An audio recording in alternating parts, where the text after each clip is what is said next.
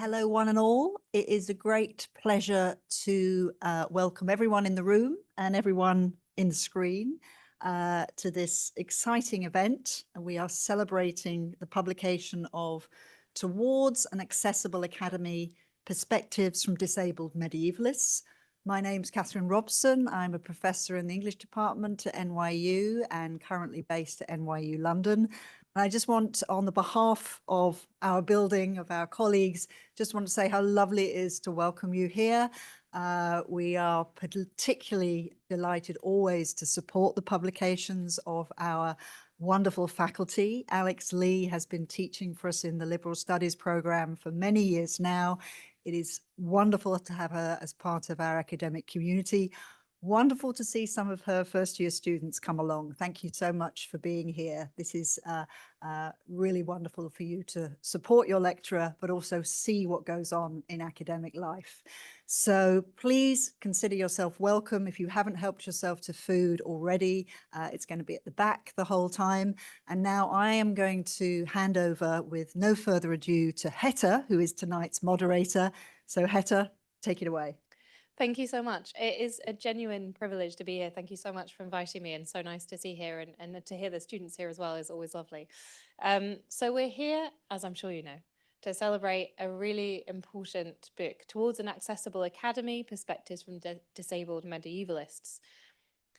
And I was just talking to the editors just now, and it really has changed my thinking, this book, which is something you can't always say often about a particular book. You can think it's interesting or well written, all of which it is, but to say it's changed the way you think about things and it's making you see things differently is quite rare, I think.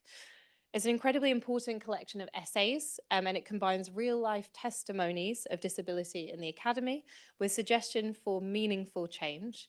It's an insightful reappraisal of medieval studies, but it's also a call to arms for allyship and to action. And while reading it, I experienced a lot of emotions towards the academy, but also, if I'm being honest, towards myself as part of that academy. Frustration sometimes, disappointment often, but also, and I think this is really important, hope.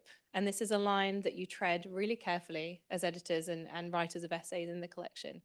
The essays are unflinching in the realities of lived experience that they describe. But they're also focused on action and what we can do differently together. So hopefully that's something we can talk about today as a collective. These are essays, I think, that we need to listen to. So I'm really grateful for the invitation to have read it, firstly, get a sneak peek, but also to be here to moderate this discussion today. So the way this is going to work is I'm going to introduce the editors to you.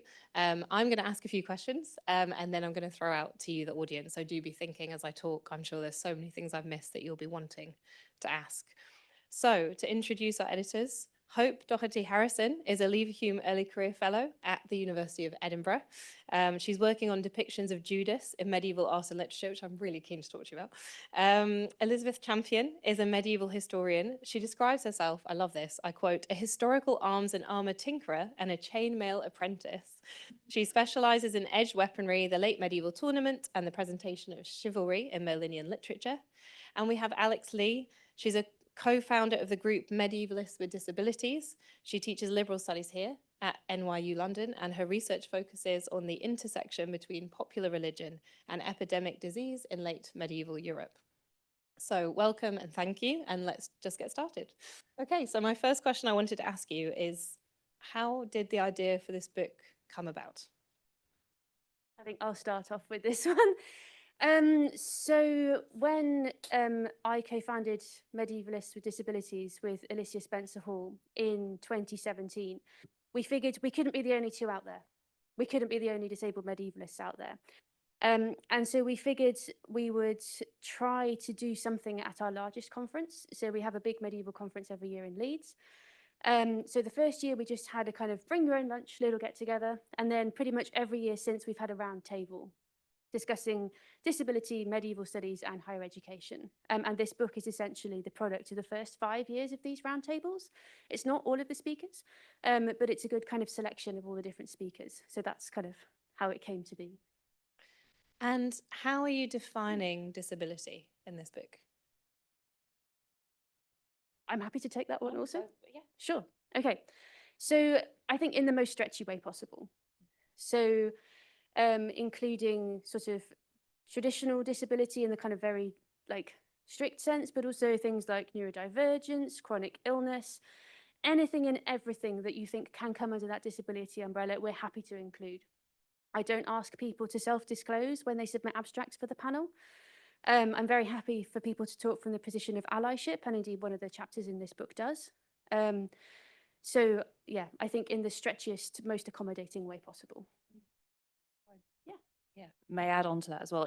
There's a huge section of people who will never have a diagnosis, who are in the process of getting a diagnosis. It's such a murky area. I think we need to trust that people know themselves well enough to know if their lived experience is massively impacted by symptoms, and it might not have a formal term. A formal term might not even exist yet. And so, you know, there's a huge range outside of things that have a diagnosis attached to them that I think a lot of people can probably relate to in the book. I think that's so important because waiting lists, I mean, even just from the news, we know that waiting lists are horrifyingly long, but also I think there's a really important point you raised there about trust and like trusting people's experience. And I think as a sort of teacher in the academy, quite often if someone doesn't disclose, it's like, oh, well, we don't need to do anything. And that is part of the problem, one of the many problems you raise in the book. So for those of you who haven't had the chance to read this yet, many of the essays in the collection are extremely personal and vulnerable. So in particular, I'm thinking about an anonymous essay, which is written discussing self-harm and suicide. But I think all the essays to varying degrees pepper with kind of personal anecdote and experience. And it's something that really resonates about the book. So I'm curious to know, was that something from the start that as editors you were keen to sort of encourage and include? But also, I suppose, was it tricky to manage that at particular times? Did you, how did you manage that line? Do you want to go first? Yeah, so I think this was something that we did have conversations about, and Alex's leadership was exemplary, really, in the sense that Alex was always clear with us that if there was something that we read in a first draft of an essay that we wanted to maybe just really gently bring up with the author and say, we can keep this under review, you know, whether you are okay to share this, and you're allowed to change your mind, and you can kind of keep thinking about this up to the point where, you know, we have to finalize things. So I think Alex was kind of really a great example doing that, and I'll do that in all of my sort of future work now, whenever I'm dealing with this kind of thing. I guess for me personally as well, I don't actually know how to write about disability if I'm not being personal.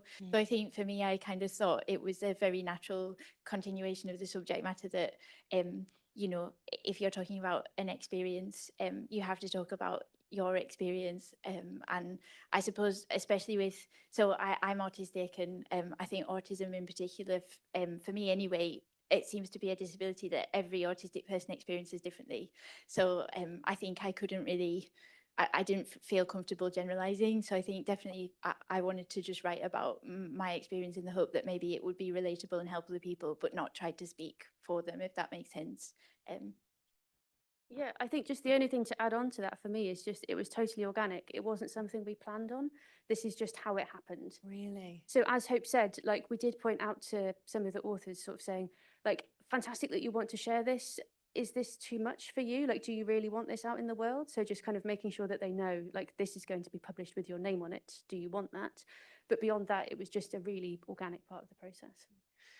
I think also, at least speaking from my personal experience, I'm not well read in the theory of disability or anything because I live it in a practical sense, not in a theoretical sense. And so I know that for me, I can't speak as being knowledgeable on the theory side of things. So it only made sense to approach it from a practical point of view.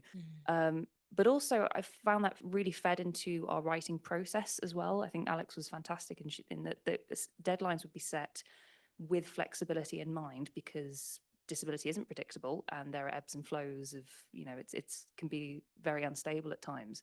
And so as a lot of the contributors were speaking from a place of personal disability, we had to take that into account when it came to the writing process as well, which is something I know I ended up having to use a few times, and I was really grateful for the fact that we were living what we were writing as well, if that makes any sense.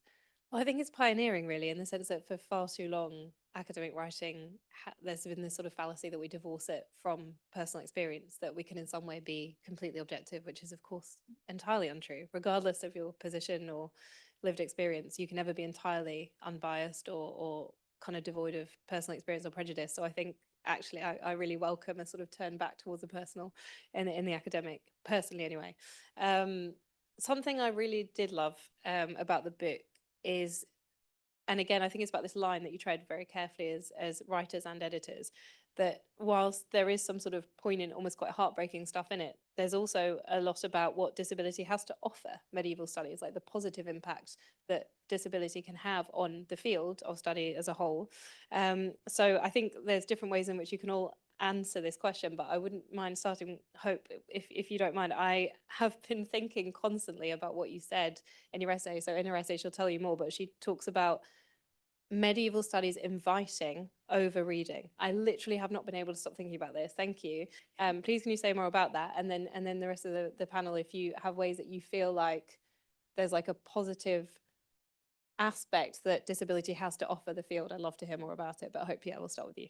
Oh, thanks so much. It's actually it's not my idea. Like I read it in an essay by Thomas Hill, which is cited in the essay. Yeah. And it's about this very weird tiny Middle English poem called that's known as the Judas Ballad. And I'll not go into it because I'll just not stop talking about it because I'm still kind of obsessed with it. But it's this very I think it's only about 30 lines or something like that. It's really short. And it's not the alliterative long line either. It's just the densest language I have ever seen. And it's this whole alternative history of what Judas does on Maundy Thursday. And it's fascinating. And anyway, in this essay, Thomas Hill says, well, actually, there's been criticism that has pushed back on certain readings of this poem, saying we're trying to extract too much from it. But actually, that's not the most productive way to look at a poem like this, because the density is part of it, and the hypotheses, the sort of polysemous possibilities and ideas that lie behind that density is the point of the poem. So that kind of was, I think, maybe so when I was diagnosed, I was 20 and I was in the second year of my undergrad, and I actually ended up getting diagnosed because my tutors couldn't read my essays. Like they could read them, but they couldn't, like, they didn't know what they meant. And they were like, what did you mean here, Hope? And I'd be like, was it not clear? I'm really sorry, and it was hard because we'd have these conversations and I'd think, oh, I'm wasting this opportunity, to be at university and doing this degree, and I'm just kind of writing stuff that no one really gets. And I think I mentioned briefly as well in the chapter that I have, we used to read each other's essays, which I think is lovely, and I tell my students to do it as well, and I don't think anybody actually does do it as often as I would like anyway. But I think it's a lovely generative way to be colleagues with people, especially when you're an undergrad and you're learning from everyone's coming from different places. And anyway, my friend read my essay and told me sort of quite sadly, like, but compassionately, oh, I had to actually share it with like another one of our friends because I wanted to check that I wasn't on my own in not understanding what you meant by it. And I thought, okay, something's going wrong here. And I think what it was when I sort of read more into it and I went to the disability surveys, they sort of said, oh, well, we do come across people who write very sort of overlong, very densely expressed arguments, and it can be associated with certain kinds of neurodivergence, and so I thought, oh, well, maybe that's what's happened to me.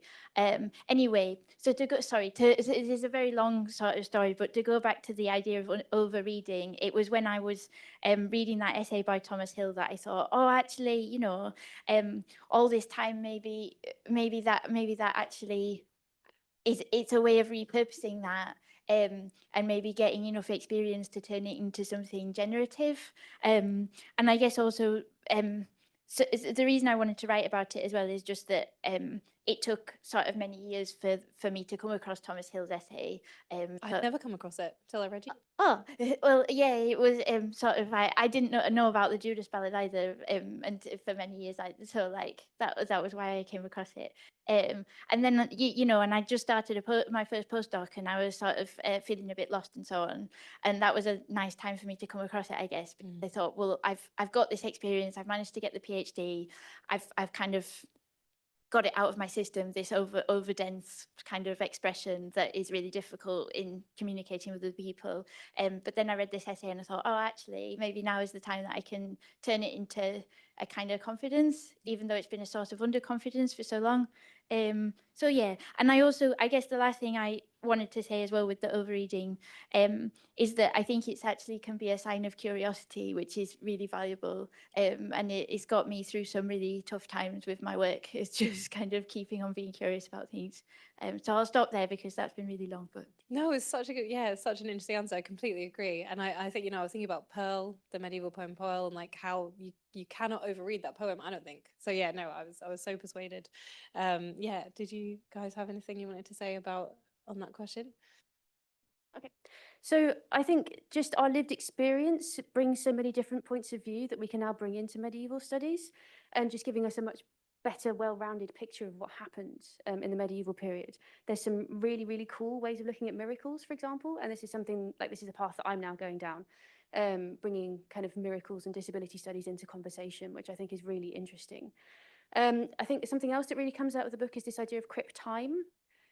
So kind of disabled people working in crypt time, which is just kind of understanding time in a different way. It's not written kind of by a clock, it's written by our bodies and our minds, or body minds, as Alicia Spencer Hall kind of talks about in the book. So I think that's something that we can really bring into academia. Like, I think you were already saying this, Hetta, like a kind of a realization that we're not all going to be working the same way all the time. And I think for me, actually, it's had a big impact on my teaching. So I've really been striving for what's called universal design. So the aim of this is essentially that accommodations are not needed in your classroom because they're all already accommodated. And I achieved that last semester. Wow. So it's possible. Like, I think it's difficult in different styles of classroom. So the fact that I teach an arts and humanities subject, I think makes that easier. But I think these are kind of some practical impacts that it's had as well. That's really impressive.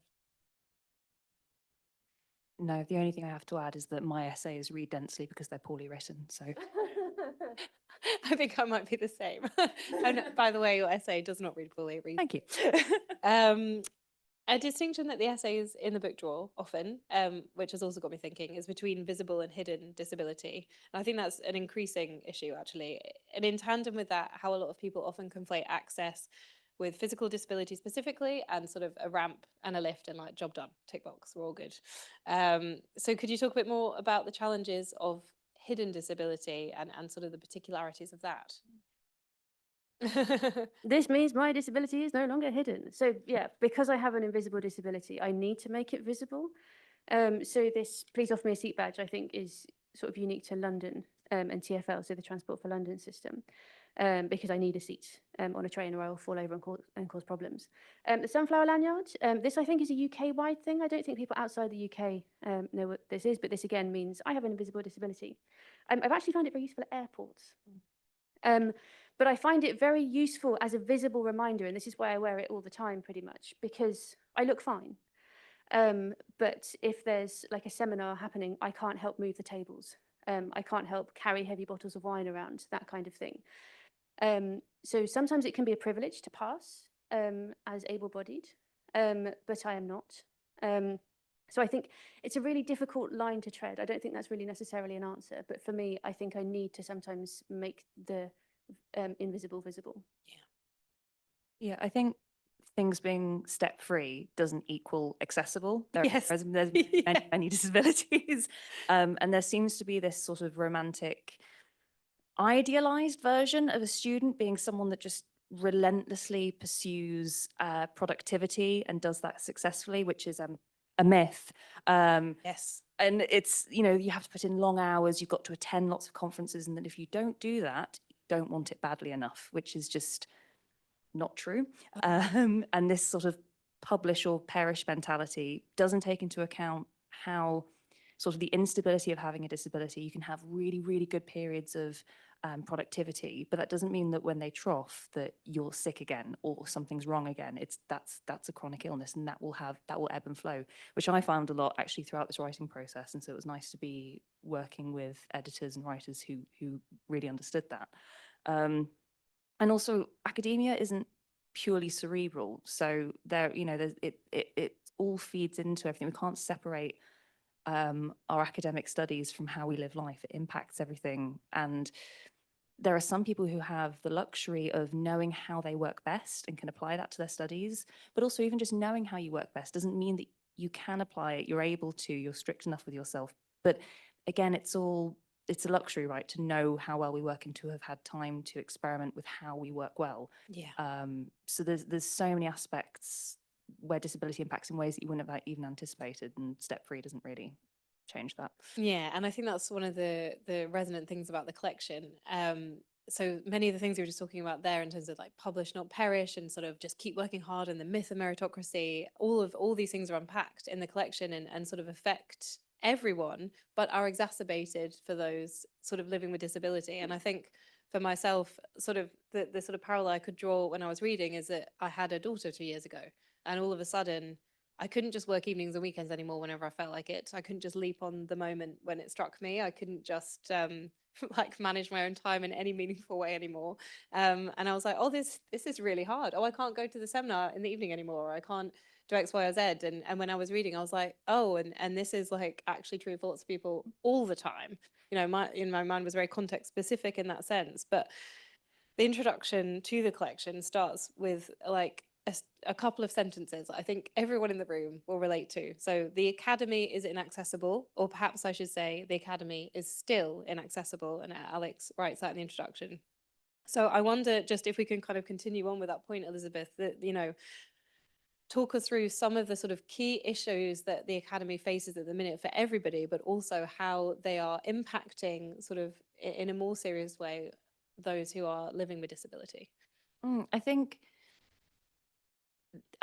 the mentality that's existed in academia since academia has existed, it seems, is this: we've got to work flat out to be successful, not even to be successful, just to be allowed in the academy. Oh yeah, And we're allowed to have a life outside of the academy. And so making things flexible for everyone not only helps people with disabilities and also covers a huge range.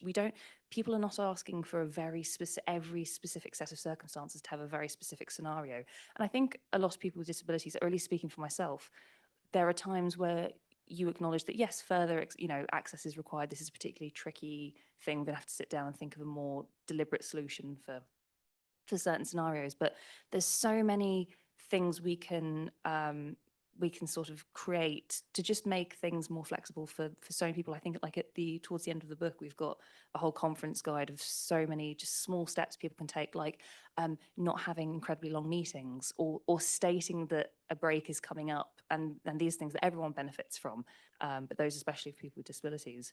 Yeah, we were talking about this just before the event started.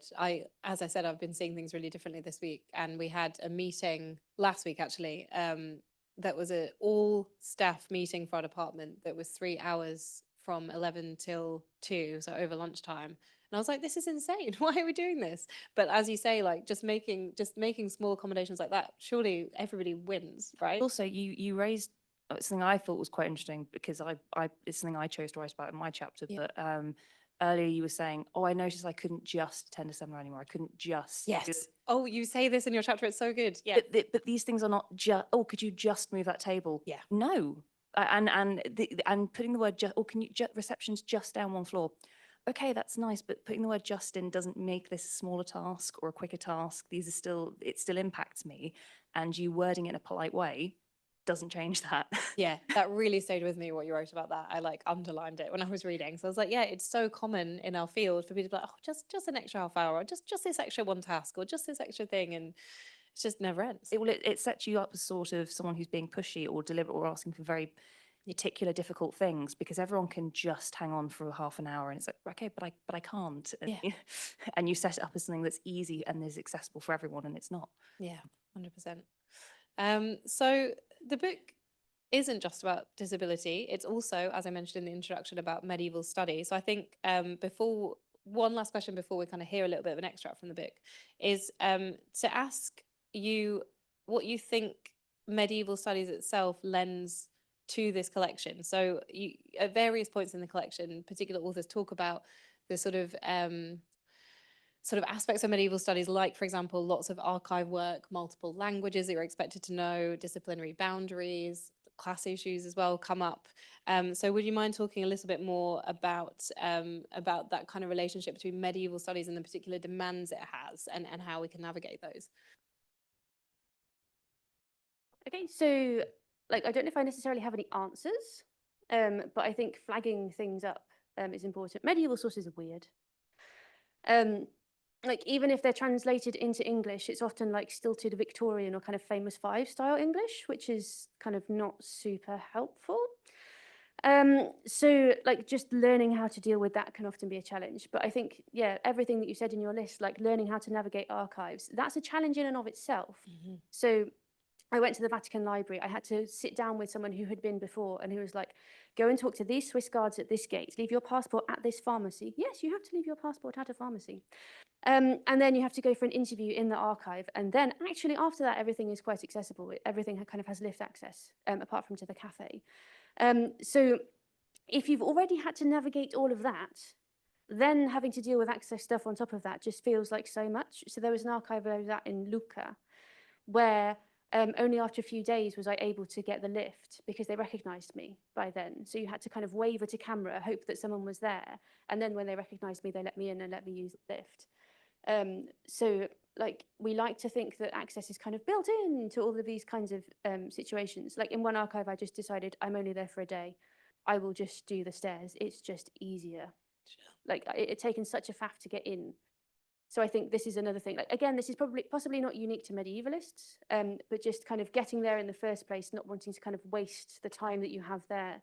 So this feeling that you should just kind of push through, I think. Yeah, not wanting to take up space, whereas actually Yeah. every right. Absolutely, and just kind of the time as well. And I think another one is paleography, and I think this is really interesting. So paleography is learning to read medieval manuscripts, everything that goes along with it as well. But I've spoken to a couple of dyslexic people who find it really difficult. So again, I don't have the answer. I would love for one of them to write a paper about this. Yeah. And to kind of come up with strategies for how dyslexic brains can best kind of decode manuscripts. So again, yeah, an open question and not an answer. Yeah, that would be so helpful, I think, for so many people. Yeah, I think so. Just to add to Elizabeth and Alex's points, I think medieval studies is maybe it has for everybody a lot of barriers. So I think that's why we found it particularly fruitful and generative to use that as a jumping off point to also talk about disability and the academy more widely. I was thinking about the last question as well, and about kind of what disability exacerbates that are kind of the structural inequalities and problems with academic life. And I guess I wondered, I think for me the biggest thing is casualization. Yeah. Which I think it kind of it's awful for literally everyone. Yeah. And I think I think sort of at its extreme for me, it mimics the emotional impermanence that I have experienced in my life. So things like destructive relationships, things like the inability to see the future that comes with suicidality. And I'm not saying that casualization makes me feel like that inherently, because it doesn't, because, you know, luckily I've kind of got other things in my life. And there's not a straightforward relationship, but I think it's important maybe to say that there's some kind of reinstantiation happening there that I think one needs to safeguard oneself against. But then I suppose I was thinking about, like, for me, medieval studies is all about time as well. And I was thinking about Emily Steiner's idea, which I think I've quoted as well in the chapter, about how any idea about virtue in the Middle Ages is always a proposition about time.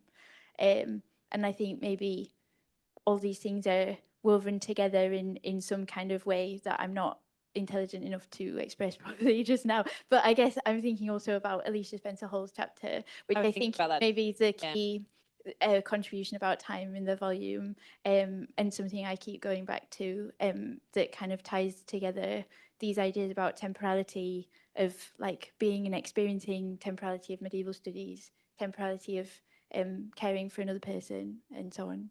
Yeah, I was thinking about articles you were talking, and the sort of the different cycles, because in some ways academia is so tied to time cycles, but in other ways it's so sort of ruthlessly does not care about hours. But yeah, go on. Yeah, I think bearing disability in mind when we go through our studies is helpful for all those reasons you two have just outlined, but also even down to literally how we interpret sources, how we interpret things. It can really, I find a lot with scholars, if they can't seem to find a reason for something, either it's ritualistic, Yeah. or some kind of Yes. religious thing, or it's that people start to try and think of reasons. This person must have just been eating the same meal over and over because of a scarcity of food, I know that if people bore disability in mind, my partner can attest the fact that I will eat the same meal every single day because that's part of my autism and that's just what makes me feel comfortable. But if you're not bearing these things in mind when you're reading sources, when you're looking at objects, you can start to approach it from a very particular mindset and not just account for sort of humans are different and, it doesn't have to mean something. Yeah, but also it goes back to one of the essays, and I've forgotten the name of the author, you'll be able to fill me in, but one of the writers talks about what might happen if we added the framework of neurodivergence to some of the sources, being of course mindful of presentism. And I was really taken by that idea that actually it might be really generative to sort of, like you say, that there's certain things that if you've had lived experience of something, whatever it is, you're going to notice it or it's going to speak to you more. So why not tap into it? I struggle to see the cons of that approach, actually. Yeah. Okay. So we're going to hear a little bit from Alex from the book. So Alex, in her intro, describes the book as a call to arms. I think that comes up at least twice in the book because it's an important phrase. And the book actually ends with some concrete recommendations for creating a more accessible academy. So I'm going to ask Alex to read that out now so we can all sort of listen and hear. And then I'm going to throw out questions to the audience so you guys have time to get your thoughts heard as well. Okay, yeah, over to you, Alex. Okay, so these are our top 10 action points, and this part of the book is open access as well. So number 1, be kind. If you see someone taking the lift up just one floor or doing something else unexpected, don't scoff and don't assume people are being lazy. Number 2, have a go. There will inevitably be obstacles and mistakes on the way to progress, but this is the most important way to make effective change. Number 3, don't make assumptions. If someone tells you they have a particular impairment, don't assume that you know what to do without asking them. If it's a student, look at their reasonable adjustments plan, or if it's a staff member you're responsible for, look at their occupational health report. If there is advice here, follow it. Number 4, support precarious disabled staff. If you are line managing someone on a short contract, make sure they know who to go to in order to access disability support and be proactive in offering support if it is not forthcoming quickly. For example, use your institutional knowledge to let new staff know which rooms might not be accessible for them. Number 5, avoid precarity where possible, if you have the power. Advocate for all contracts being at least 12 months rather than 10, and for the avoidance of short-term contracts where possible. Number 6, bake accessibility into events and teaching. Use our accessible conference guide, which is also open access, to cover as many bases as you can within your budget. We know that not all budgets will stretch to cover absolutely everything. Use sensible contrasts, sans serif fonts, and a large font size in presentations as standard. Number 7, talk to your students. Tell them about disability services and that you don't have to identify as disabled to look for help. Tell them what you can do in class without formal notification of an impairment. For example, using a particular PowerPoint background colour, font size, allowing eating in class. Number 8, be constructive in your feedback. When commenting on a piece of work, whether for students or in, for example, peer review, consider that we cannot know how much time, effort and thought someone has put into it, what it has taken for that work to have ended up in our hands to be read. If something is unclear or incorrect, try to formulate feedback with kindness. Number 9, represent marginalised communities in teaching. Demonstrate that understudied and hidden histories are a crucial and necessary part of medieval studies, and indeed all areas of study. Number 10, listen to and believe disabled people. When we say we can't help move a table, this keeps coming up, we mean it. When we say no thank you to food, we're not being rude. Don't use disabled colleagues and students as unpaid accessibility consultants. As the adage goes, nothing about us without us. Thank you so much. Okay, brilliant.